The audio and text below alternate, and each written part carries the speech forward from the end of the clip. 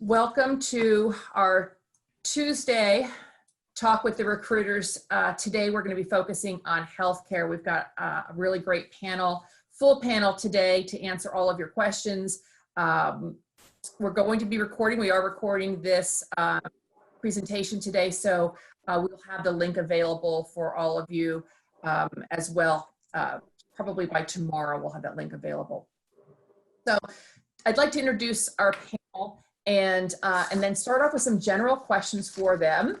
And then about 30 minutes in, if you have questions for our panelists rather, feel free to put them in the Q&A pod or the chat pod. We have people monitoring those, so they can jump in about halfway through and ask the questions that you have in particular. So I'd like to introduce our first panelist, which is David Studi. They pronounce it right? Great. Okay. He is a corporate recruiter and HR specialist at Community Services Group. He'll tell you a little bit more about his company in just a moment. We also have Maddie Hudak. She's a campus and community program specialist at Allegheny Health Network. She's brought along Mike Simon, who is a nursing career coach from Allegheny Health Network as well. We have Sharon Schreier, who's a senior coordinator for college relations, onboarding, and employee development. She is from St. Luke's University Health Network. We have Alyssa Cesario. She's a talent acquisition partner at Independence Blue Cross of Philadelphia. And Brittany Brill is a recruiter at the PA Office of Administration. We also have, you can see on our panel here, Susan Chappell, who is our employer engagement manager at UPark, and Zach Folder is our Western Region employer engagement and career specialist. I am Nicole Darling. I am the Eastern Region employer engagement and career specialist for Penn State. So let me get started with a very general question, if you could. And Sharon, we can start with you. Can you give us a brief overview of your organization at St. Luke's and some of the positions that you most frequently hire for? Certainly. We're before the COVID-19, over 15,000 employees in Eastern Pennsylvania, just north of Philly, and we also go into Warren County, New Jersey. And when I started, just to give you an idea of our growth, I've been with the network 12 years. We had 6,500 employees and 6 hospitals, and now we're at 11 hospitals and almost 15,500 employees. Obviously, the clinical roles are important to us. We do hire nurses, advanced practitioners. We do take a lot of people that want to get into nursing and groom them in more entry-level positions such as nurse aide, unit clerks. We also run a vibrant internship program that we hire anywhere from 20 to 40 interns that are paid over the summer. We also do unpaid internships during the school year, which are of particular interest to HPA majors. And it's just been a challenging time for us. We've had a lot of community support, donations of PPE equipment. One of our Penn State colleagues from the Lehigh Valley campus emailed me yesterday that they do an LPN program at the Lehigh Valley campus, and they have masks that they want to donate now. So we're very involved in the community. We're nonprofit, and thank you for inviting me today. Thank you. David, I'm going to have you go next, but I'm going to stick up a quick poll if people will just designate what their role is. That would be fantastic. And then, but I'll go ahead and let you get started. Okay. All right. Community Service Group. We're a human services agency based out of Lancaster County in Pennsylvania. We provide services in 19 counties, central and northeastern PA. So we're in the Williamsport State College area, Lancaster, Harrisburg, York. We go up into the Lehigh Valley. We're also in Schuylkill County and kind of up along the Susquehanna River in those areas. We work with adults and children with mental health diagnosis and autism. We also work with adults with intellectual and developmental disabilities. Our services are really, they depend on what location you're in. We do everything from residential services, community home for adults with mental health or intellectual disabilities and autism, where we hire direct support professionals and behavioral health specialists for those locations. We all the way to outpatient therapy, where we'll hire licensed clinicians. We do hire LPNs and RNs for some of our locations, and we also will hire bachelor's and master's level. We will look for case managers, therapeutic support staff, although that name will be changing here shortly. We hire what we call clubhouse rehab associates to work in our vocational programs. We also have psych rehab associates, and right now we do have adoption and permanency and foster care as well. So we kind of run a large gambit of different folks we'll hire, but a lot of times we're looking for folks with social work, psychology, HDFS for our Penn State folks here, anthropology, sociology, and we have a master's level clinical psych, social work, things like that. So a little bit of everything. But for our direct support professionals and our behavioral health specialists, they're great for recent graduates as well as current college students. They can do those, before they graduate. We also have an unpaid internship program at many of our locations. That's really it, about us. So we're a little different. We aren't necessarily just healthcare. We're more on the human services side. Great, thank you. Maddie and Michael, do you want to tell us a little bit about Allegheny? We'd love to. We'd love to. I'll get started, and then Mike, you can add in on some specific areas. But my name's Maddie. Thank you all so much for being here today and for having us. When you look at Allegheny Health Network, we are a large hospital network, more provider side, but we are teamed up with Highmark Health. So all in all, Allegheny Health Network is nearing 24,000 employees. And then when you add the addition of Highmark Health, we're over 50,000. In addition, when you look at our hospital system and network, that doesn't just mean, for inpatient facilities, we also have our outpatient facilities. And right now we're about 10 hospitals, and we just acquired 2 more. And those are ranging in Western Pennsylvania up into the Erie areas. We do have one small hospital in New York. So we are pretty widespread and growing. Now, when you look at those different roles needed to fulfill those different opportunities, it takes an army. So it's not necessarily just nurses, even though we have Mike here who hires a lot of our nurses. There's a lot of varying roles and administrative roles, a lot of leadership positions, healthcare administration, that would all fit within Highmark Health and within Allegheny Health Network. But I'll let Mike talk a little bit more about the hospitals and that situation. Thanks, Maddie. Yeah, and again, big thanks to everybody for joining. Like I said, we love this kind of stuff. It's great to be involved with our community, and thank you guys for organizing this. Just to kind of piggyback on what Maddie said, we're a huge healthcare organization. And, really, if you just, obviously we extend beyond Pittsburgh, but if you even just drew a big circle around Allegheny County and Pittsburgh, you'd kind of see that many of our hospitals and facilities kind of do a big circle around that.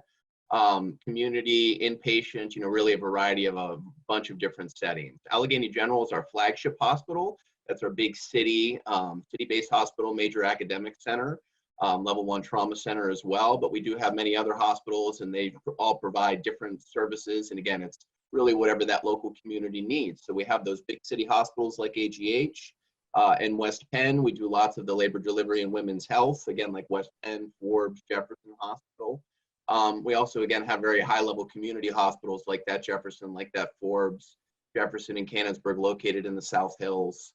Again, we really have, hospitals that range in sizes and services to really kind of meet whatever it is that local community needs, just around the Pittsburgh, the Erie market, part of New York, and really just all across Pennsylvania. One more quick thing to add. So when you look at Highmark Health, and Allegheny Health Network, a lot of our mission is making sure that we're taking care of the community and doing that in a value-based way. So that's a lot of our different mission, our practices, and a lot of the growth is happening in order for us to make sure that we're able to provide value-based care and take care of it and help people embrace health. Great, thank you. Brittany, do you want to go next? Let me try to, can everyone hear me okay? Okay, perfect. So the Commonwealth, we employ approximately 70,000 people across the Commonwealth. We offer services that seek to improve the lives of Pennsylvania citizens. We have tons of career fields, namely health and medical staff, education, financial, human services, engineering, so a plethora of different areas. Namely, when it comes to medical and nursing, our Health and Human Services department, our Department of Corrections, our Department of Health, and the Department of Military and Veterans Affairs are probably our biggest employers or agencies that employ nurses and nursing staff. We hire at all levels, from medical assistants, LPNs, CNAs, registered nurses, all the way up through advanced. We have dentists and surgeons and things like that that are all in those different parts of the Commonwealth. And again, those are in different counties at all different levels and shifts. So we do have a wide variety of positions available for all entry-level and advanced level positions. Okay, thank you. And Alyssa, you want to finish this up? Yeah, sure. Hi, everyone. Thanks so much for joining. I'm excited to partner with Penn State. I'm an alum, so very happy to be here. I work for Independence Blue Cross, which is headquartered in Philadelphia, PA. We are affiliated with the Blue Cross Blue Shield Association, so not to get confused, but we are an independent LLC as part of the Blues. So we employ about 4,000 people nationwide. We have our corporate headquarters in Philly, which is where I work. We have AmeriHealth New Jersey, AmeriHealth Administrators, and recently acquired a Blue Cross of Minnesota, which is now under the name AmeriHealth Minnesota. We hire for a lot of different roles. So typically, in my scope, I would hire people like accountants, finance professionals, lawyers, auditors. I need people to work in our government programs. So think like Medicare, CHIP, Medicaid, ACA. I also hire for sales and marketing roles. And then some of my colleagues would hire for roles such as, nurses, operations, like in the call center, appeals, billing, things of that nature, customer service positions. We have on-site folks that do face-to-face sales, and we have a community outreach department as well. So community affairs and public affairs would be our kind of, public-facing role that focuses on our volunteerism and our involvement in the community, which in Philly is really large. So typically those are the kinds of positions you'd see for full-time. We do have a paid internship opportunity each summer, which is 10 weeks from June to August. So we hire typically about 30 to 50 students each summer to participate in that program. And that happens corporate-wide, so there's many different opportunities each year in terms of specific interest areas. So we accept all majors and disciplines for that program. Great, thank you so much. Thank you, everybody. So the next question, I think is really the reason why we're all here, which is being virtual in the virtual world. So the next question is, how has COVID-19 affected your hiring practices? We have about 35 students on and about 39 career services staff and about 7 faculty. So I think we're pretty much split right down the middle between, students and staff. But I'm sure they're all wondering what is happening because of COVID-19. Have internships changed? Is your full-time hiring on hold? If you could just jump in and share with us where you're at the moment, because we know this is ever changing and, it's changed a lot in the last 4 weeks. So if you could just give us an up-to-date of where you're at.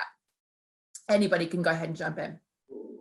Sure. I say, I'll take lead if I may. So for the Allegheny Health Network, the good news is everything's really full steam ahead, right? We're a large healthcare system, so I always kind of tease and say to people, hey, this is great job security for all these healthcare providers coming out, right? The demand for you is going up, not going down. But things are still moving forward. We are still hiring people, casual, part-time, and full-time positions. RNs, nursing assistants, physicians, doctors, PAs, respiratory therapists, really all the traditional healthcare clinical positions that you would think of.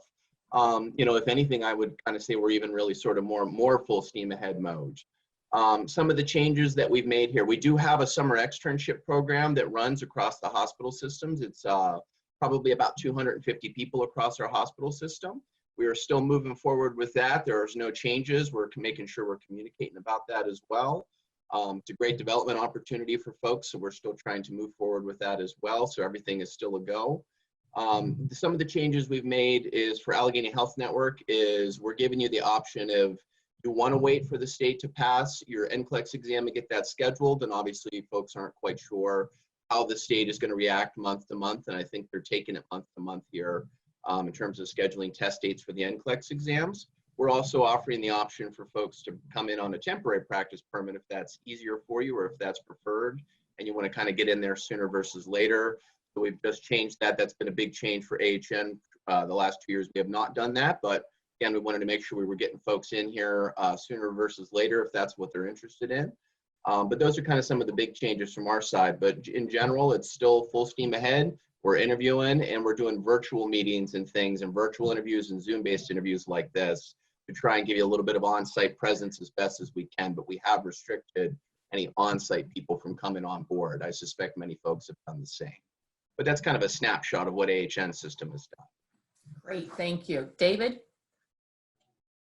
Sure, we're doing the same. We are hiring.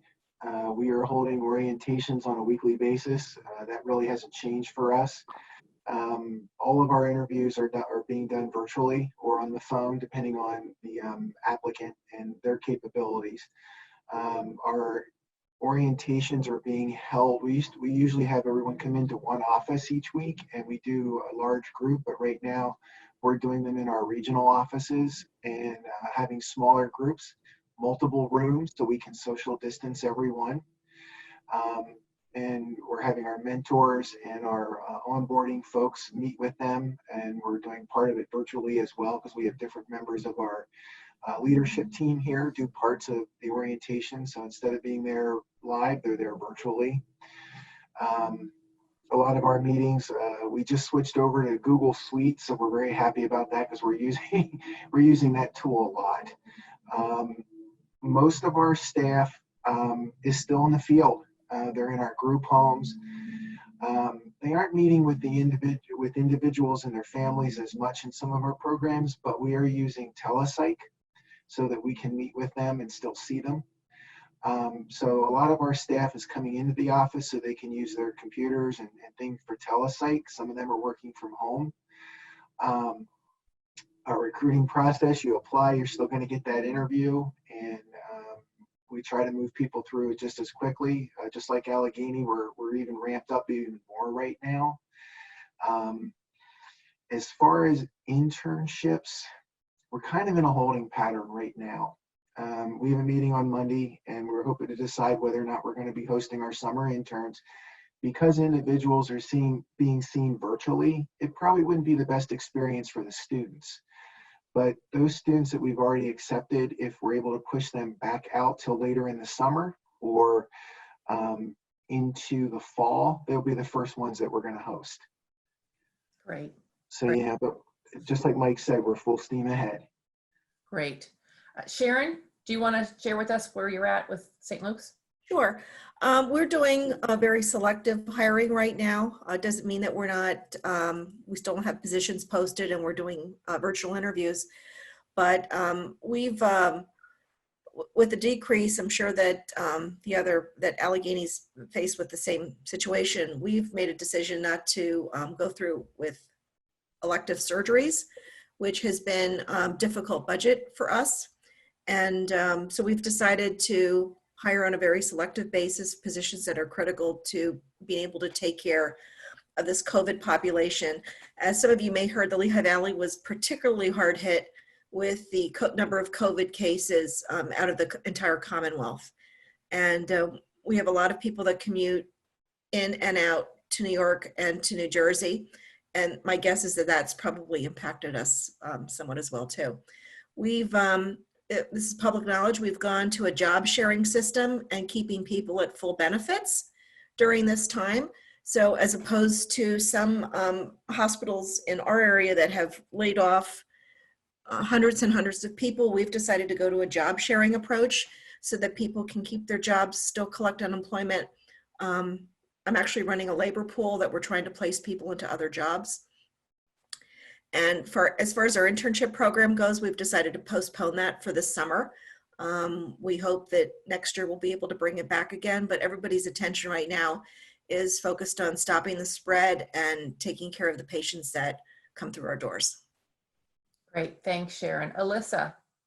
Sure. So for us, we are still hiring. They're kind of, case by case decisions about roles that will be put on hold versus critical roles that we will continue to hire for. So for example, I have about 5 or 6 director level roles right now that I'm hiring for, which would be critical, versus some other lower level positions where hiring managers opted to pause until we're back in the office in person. But we do still have jobs posted on our careers page at the end of the day. That being said, our subsidiaries like AmeriHealth Administrators has put all hiring on hold until further notice. So there is a little bit of a difference between our subs and what we're doing. But in terms of our internship program, we put out offers in February. So we had students accept, so we understand that, but we also understand the situation at hand and what is the best approach. So we're still in talks about what we're going to do.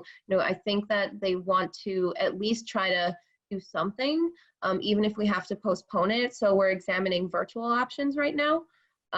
But that's still kind of up in the air, unfortunately. But for the most part, for hiring as a whole, for jobs that are still in place, we're going full steam ahead as well. So we have Skype for Business platform. So we've been using that for virtual interviews. And where that's not available, we've been doing it over the phone. And we're also onboarding people virtually. So we made the decision several weeks ago to vacate the building entirely. So 100% of the company is remote right now.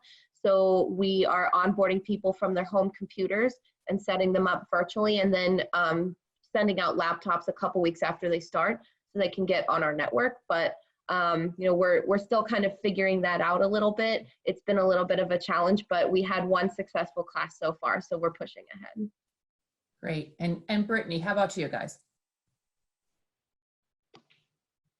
Yeah, so the Commonwealth is a bit unique in that we are accountable to the citizens as an employer. So due to the loss of revenue that we're receiving right now, we had to make the decision to go on a hiring freeze.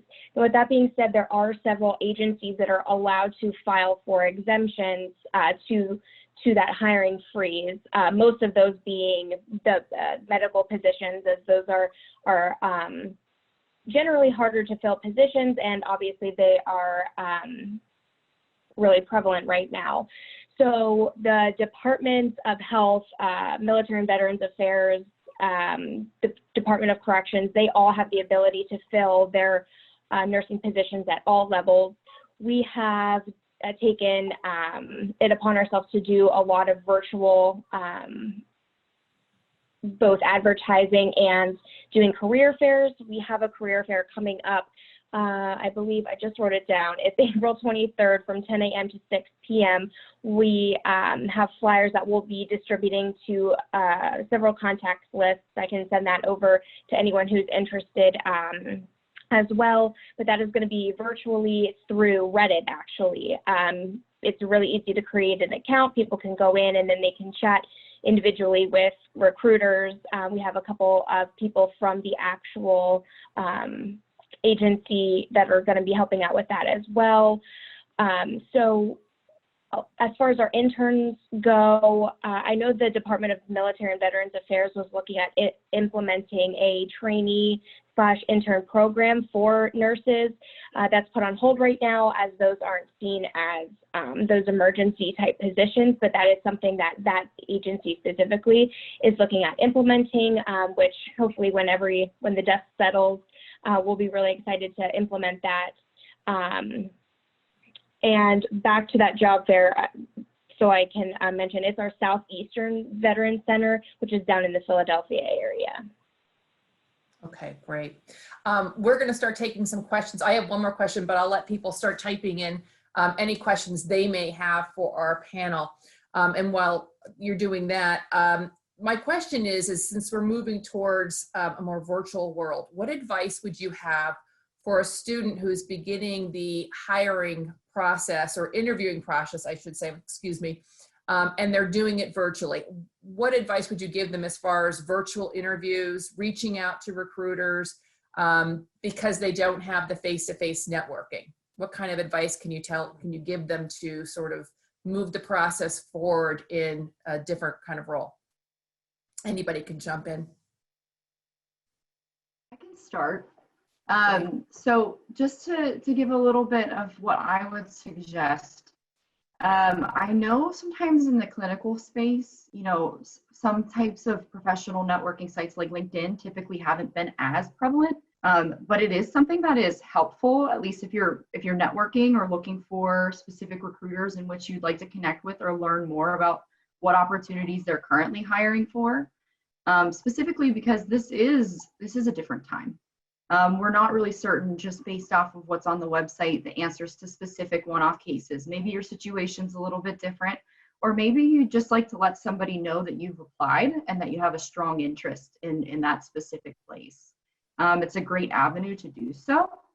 And if anybody has questions on that, I'm happy to be a resource. But I would also say, when you're virtually interviewing, it's really important to make sure that you do your homework. And you do your research, and I think that really helps a candidate stand out to us. We're always hiring holistically.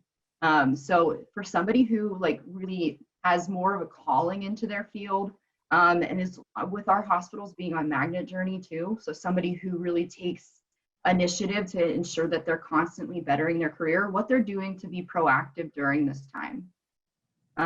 That usually speaks volumes to us, as well as, you know, maybe they're applying to a specific opportunity, kind of being prepared to express why that role is something that can help them progress, and where they're looking to move within the next few years. That's definitely things that we look for.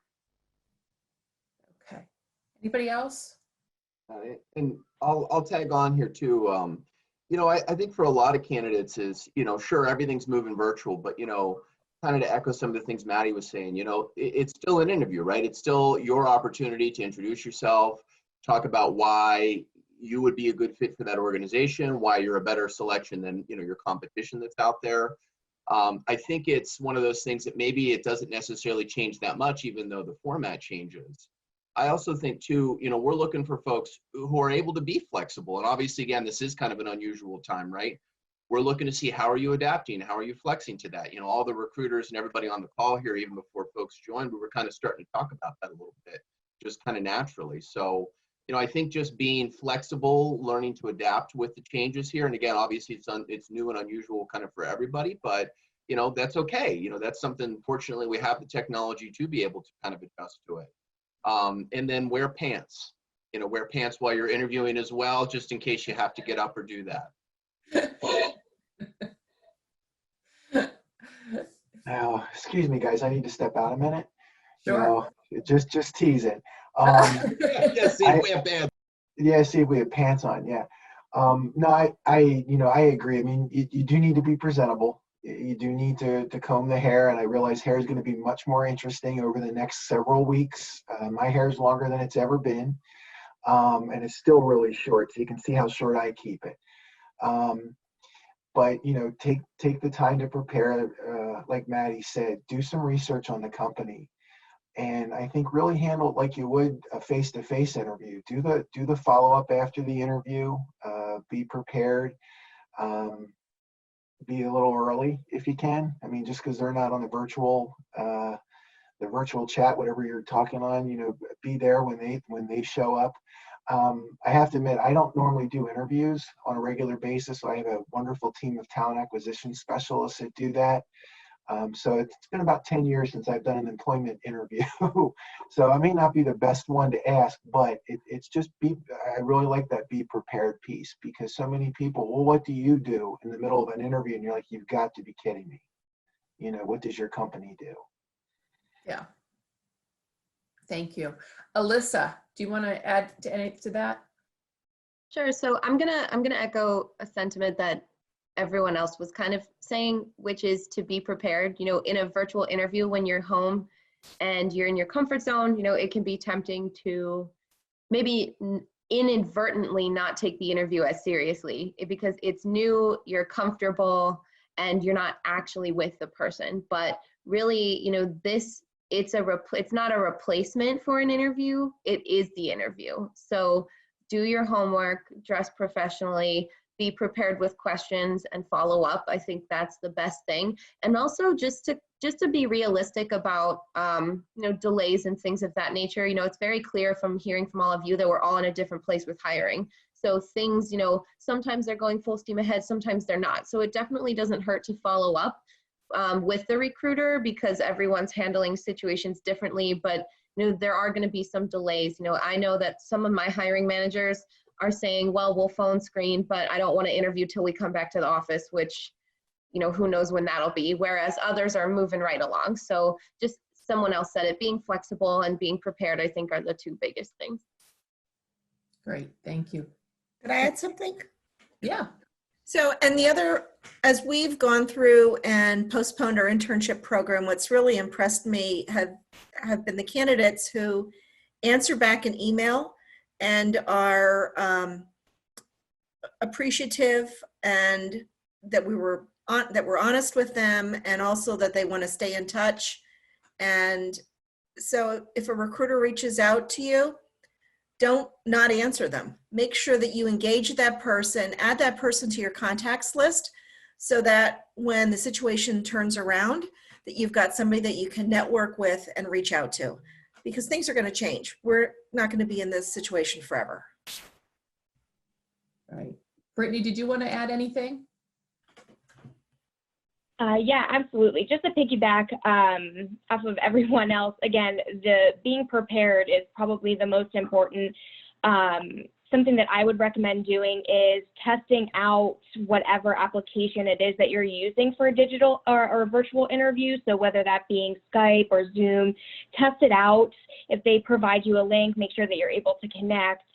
Make sure you're in a place that's quiet and comfortable and there's not going to be any distractions, even if that's, you know, going out to your car in the garage. And sometimes that could be a good kind of icebreaker to your interview panel. You know, excuse the car, I wanted to make sure there were no distractions, that I was in a quiet place. You know, again, treating this as a formal, informal interview. Another thing about staying connected virtually online, I know the Commonwealth was a little bit behind in this area, so this whole pandemic has really forced us to build our virtual presence, which is kind of a blessing for us. So most of our recruiters are all on LinkedIn.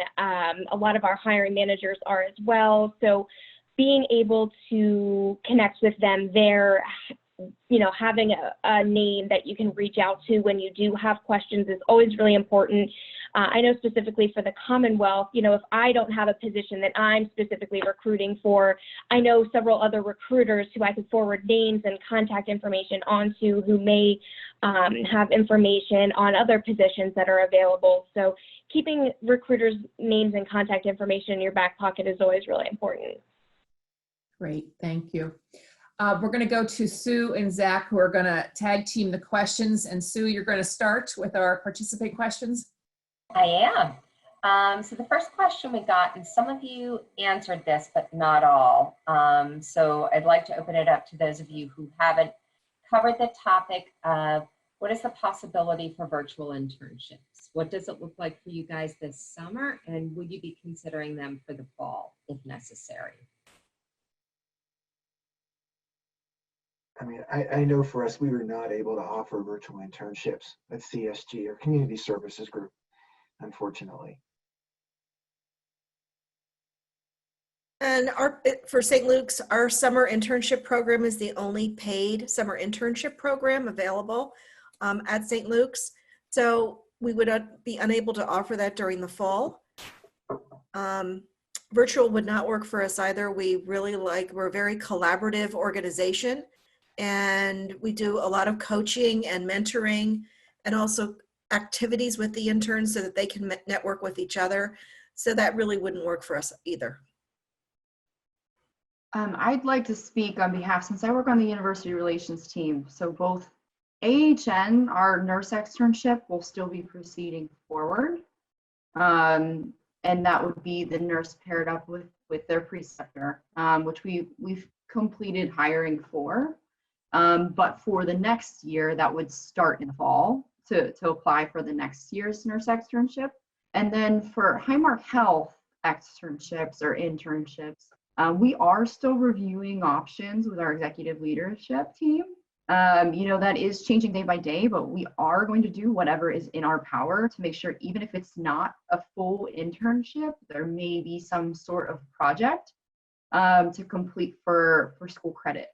So that is still being reviewed, and I don't want to speak out of term, but it is something that we are considering. We know that it's important to make sure that we're preparing students to take on whatever their journey is heading to. So we're looking at different options virtually.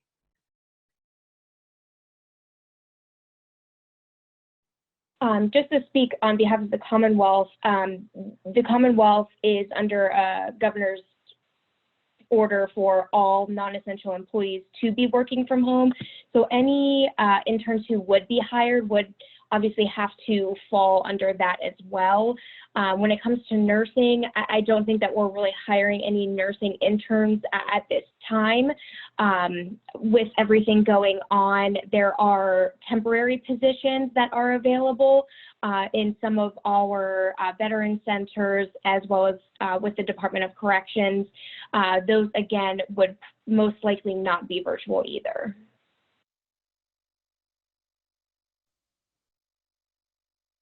Okay, next question, Zach.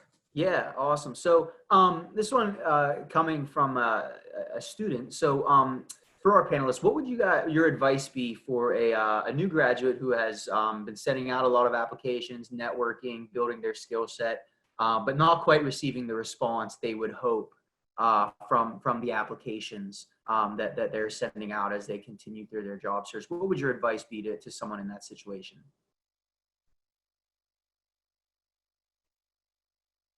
So I could jump in here. So I think probably the honest answer is it probably depends, but it sounds like there's some good foundational things that have gone in there, right? It sounds like they put some thought in, they're trying to prepare, they've done some networking already. I think networking is one of those things too, right? You plant a lot of seeds and you hopefully do that ahead of time so that you never know which one's gonna, blossom first or the strongest, but hopefully you've been kind of using that networking muscle and opening up some doors.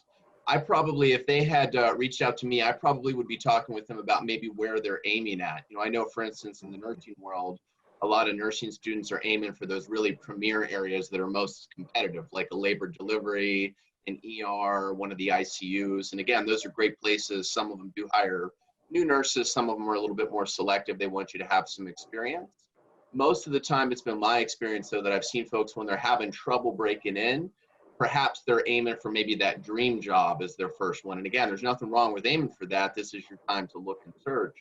But they might have to start to, consider plan B as they're getting closer to graduation. Again, maybe they're graduating in May. Again, nothing wrong with shooting for that premier job, right out of school, what you're shooting for. And again, this is more of a kind of nurse-specific one.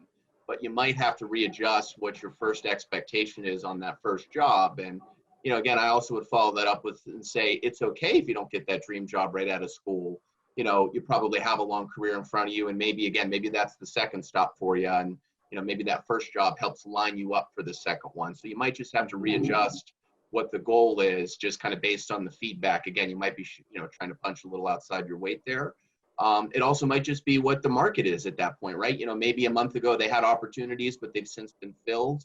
I think probably everybody would echo it's very fast moving, right? The jobs come and go. There's new positions, ones are getting filled. So it might just be even the luck of when you apply, and don't get discouraged by that though, right? No one's going to come knock on your door for the best, for that great opportunity. You got to be knocking on people's doors, putting yourself out there, and just being a good professional, staying in touch, asking for updates. I think those are all some general things you could do. And again, you never know when the right opportunity is going to be there. So don't give up that. Yeah. I agree with Michael. And the other thing I've seen is sometimes applicants flood your website with applications. And that to me just shows that the applicant's really not focused on what they're looking for. We can see in most applicant tracking systems have the ability to show you what other positions the person's applied for or how many. And when I see somebody in there that has 100 applications in within a 2-month period, it makes me really wonder what is it that they're looking for. So be selective.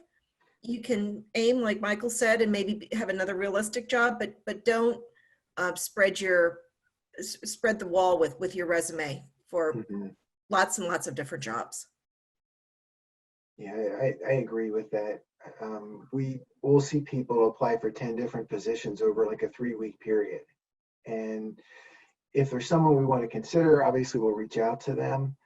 I think the biggest thing for us is including enough information on your application so that we can consider you. We see a lot of people that don't put a lot of time into the application. They think if they just submit their resume, that will be enough.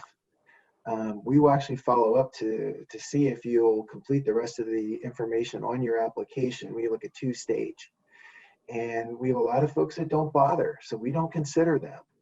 So, making sure that you include enough detail on your application is definitely helpful for most employers. Not say, please see resume, because we want to see, behind the curtain, we want to see if you can spell. We want to see if you take the time, and when you don't even capitalize your name on your application, or there's misspellings and it's your major, we may not call you at that point. So it's taking the time to fill them out versus flooding. Do the research and see who you really want to work for. And then when you fill out that application, you get the email back saying, hey, we received your application.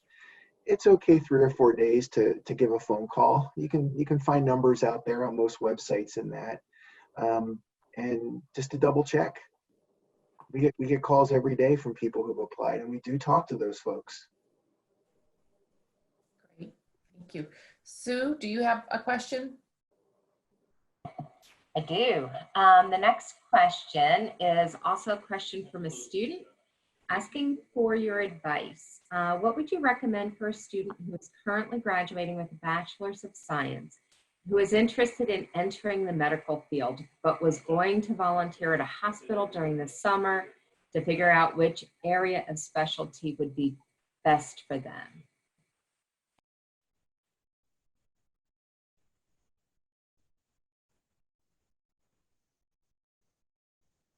So I'll jump in here. So, so what I would say to you is that, obviously, hey, right, things are kind of week to week at this point for a lot of places. So you might have to, over the next couple of weeks, just probably still be proactive about trying to reach out, seeing where the opportunity is at.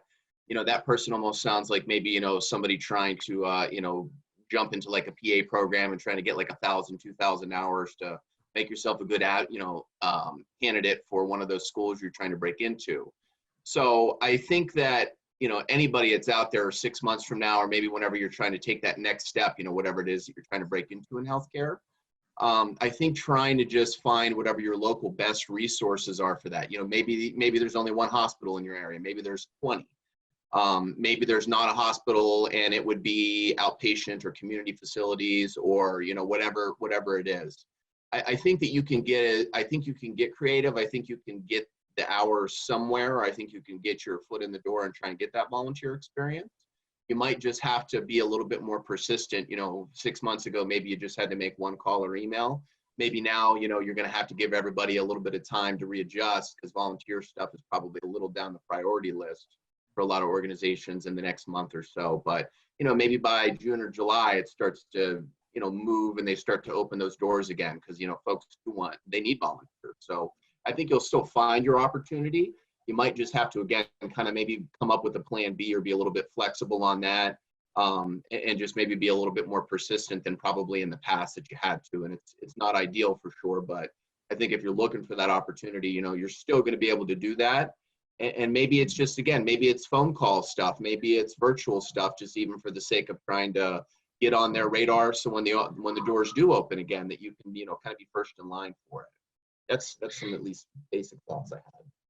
Michael, I'm agreeing with you all day here. And the hospital may not be, I know that in Lehigh Valley, we closed our volunteer doors. It's been, I think, 5 or 6 weeks now. So we're in the thick of this. And what I heard on a local news channel yesterday was that food banks are in particular need of volunteers, that they had a lot of seniors who would help. The food banks are struggling for volunteers right now because many seniors don't want to work. They don't want to risk themselves to exposure. So turn lemons into lemonade and look at what else is affiliated. Food banks certainly are caring for people, and take that on. Maybe you have, to the student who asked this question, maybe you've got social media skills, and maybe you can use your talents for the food bank to develop a campaign to get more in donations, or work out a procedure for them. See how else you can use your skills for an organization like that to be able to help others. Sharon, that's a really good point. I wanted to piggyback that, and like a lot of these opportunities are hiring for the holistic person, and we understand a lot of the different situations going on right now and how things may be paused. But it's more so, how do you alter? How do you become proactive? How do you use your passions and skill sets to do something that could help others? I mean, that's really what we're hiring for, is that compassion, that flexibility, fluidity, and maybe too with those networking pieces. If you're not getting responses, I would look to see, because sometimes I get a lot of outreaches saying, hey, Maddie, I applied to this job on the website. And I see that they've already gotten a notification that, maybe that we're not moving forward. I would love if that question was phrased asking, I'm looking for a little bit of advice on where may be a good idea for me next. Is there someone who, maybe you're not hiring for this position, is there someone you could connect me to that could provide me with a little bit of insight on what may be a good opportunity for me at this time? We work together throughout our talent acquisition teams, and even a lot of our managers will know, who are more than willing to help mentor and help give advice on maybe different opportunities that there are. And sometimes it's just asking those additional questions for somebody to become a professional resource for you, versus just giving a transactional, yes, you're moving forward, or no, you're not. I think we more so want to be an advocate and not just answer with a yes or no. Exactly. The resilient. Go ahead, Sharon. I was going to say, the resiliency is something that all of the panelists here have had to come to grips with. If it wasn't maybe one of our strong traits, we've had to develop that over the past 30 days. So if you can show that you have that ability to do that by looking at a plan B or a plan C and tie that in, that's going to be, people are going to love that when the hiring picks up. Right. For the student, if you're truly trying to also determine what area might be your passion, at this point in time, each of our panelists have talked about going ahead and network with people, do informational interviews. You may not be able to volunteer right now, but you can absolutely tap both the Penn State alumni system and then our strong corporate partners here today to just ask questions about what a variety of careers might look like, so that when volunteer positions open up, you might actually have a clearer path that you want to take. Great. Zach, do you have another question? I know we've got quite a few to get Yes. So this question here came from a recent graduate who is still in the job market looking for their first position post graduation. So for this individual, they listed some specifics in their question, but the question, generally speaking, is kind of centered around in this current climate right now, what are some things that recent graduates or soon to be graduates can be doing right now to help themselves stand out more and make themselves more of an attractive candidate to folks such as yourself who are looking to hire?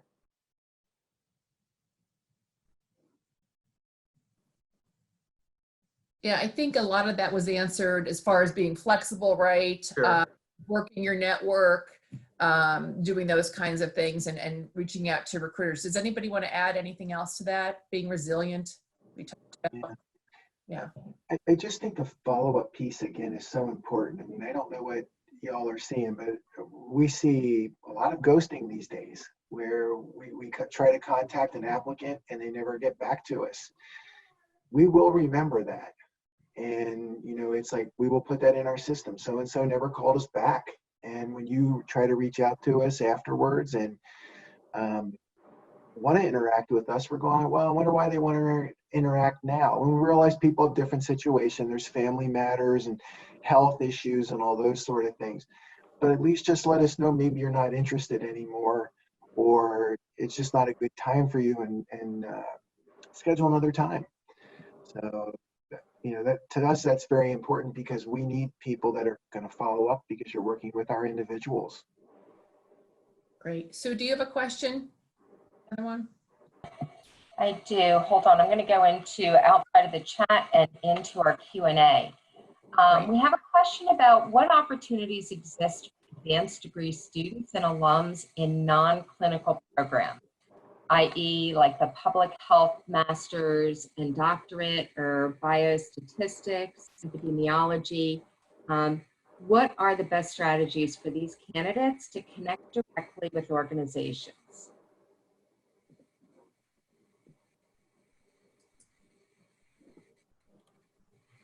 My community health managers really like that internship experience, and most of them are unpaid and for some type of college credit. If the student's graduated already, though, then that presents a different issue. We can have them observe, we can have them do shadowing, and where they can, if they do really great job shadowing, perhaps there's a chance that someone will consider them then for hiring. So I would suggest reaching out and getting out into the community. A lot of opportunities in public health outside of St. Luke's, but they're all agencies that we deal with.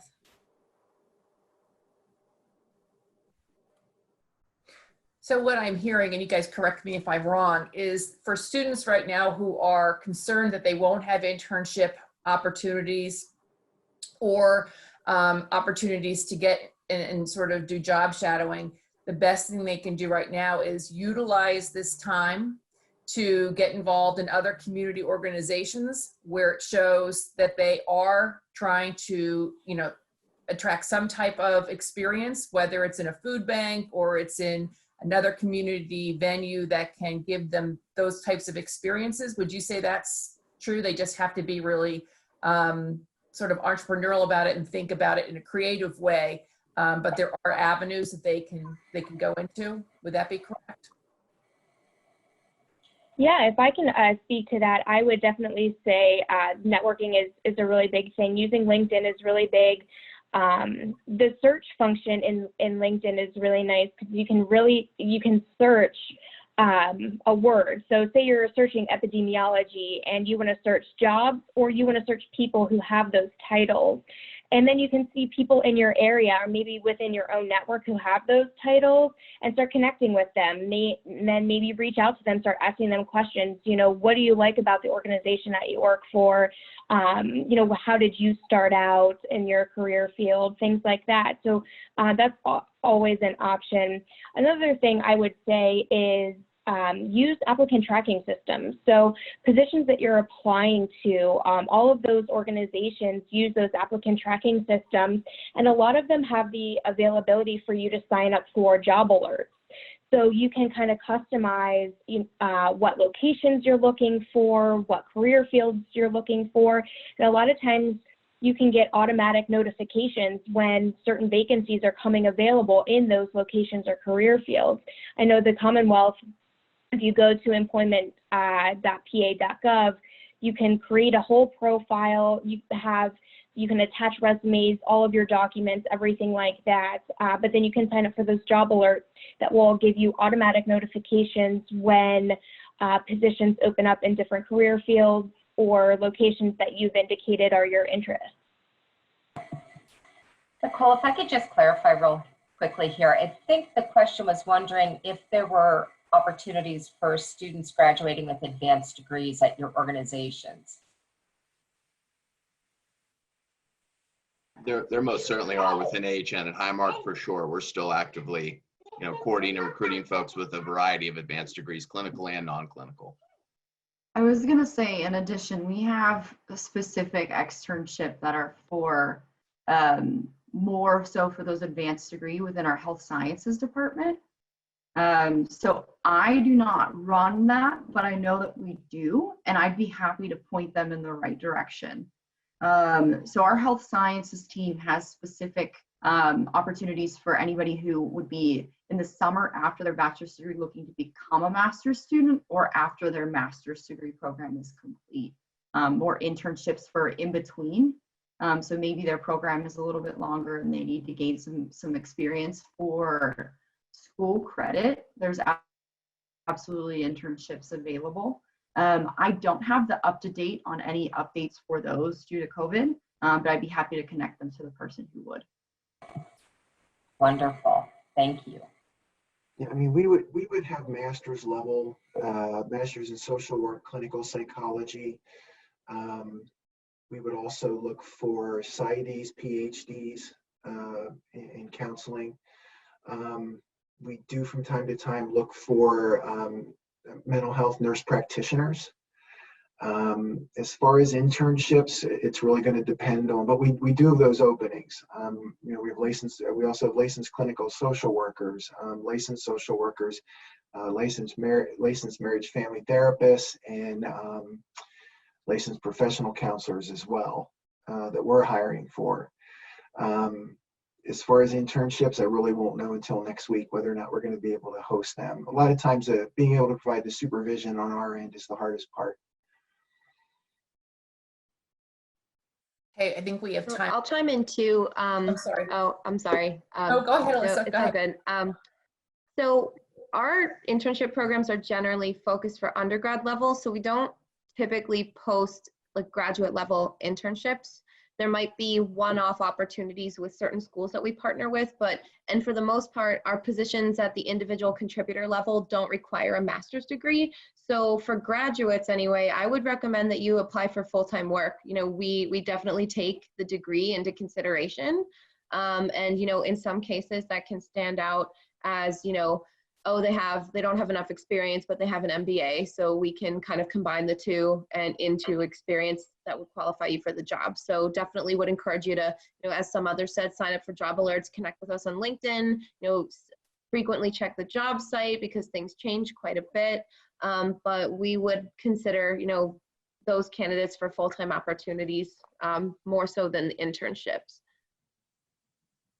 Great, thank you. Zach, do you have one more question for us? I do. We have one more here for open this one up to all the panelists. So once your organizations return to quote unquote normal hiring, what are the educational preparations and key competencies that you think will be most in demand within your companies?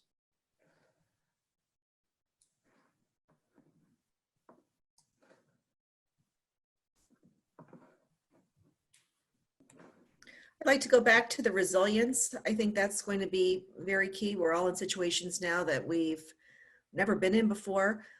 Emotional intelligence is very key as well.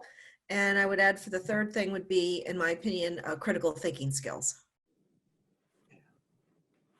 Yeah, I want to second all three of those, and I think a sense of humor as well. We're dealing with people with disabilities. And you just sort of have to be able to roll with the punches. And, we don't want them to feel the world shutting down. Even though we aren't able to take them in the community like we normally are, we want them to have a normal, independent life as much as possible. So we need people that can roll with the punches and honestly, that sense of humor and being open to doing different things as well. I think that's a resiliency, but not saying, well, that's not my job. We have a lot of people not doing their jobs right now, and we all have that, and the flexibility is just key right now across the board. Yeah, and I would. Go ahead, Brady. Oh, sorry. I would just agree with that as well, and just say, use this time to